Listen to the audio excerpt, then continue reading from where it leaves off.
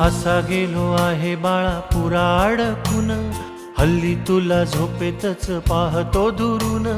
असा कसा बाबा देव लेकराला देतो, लवकर जातो आणि उशिरानं येतो.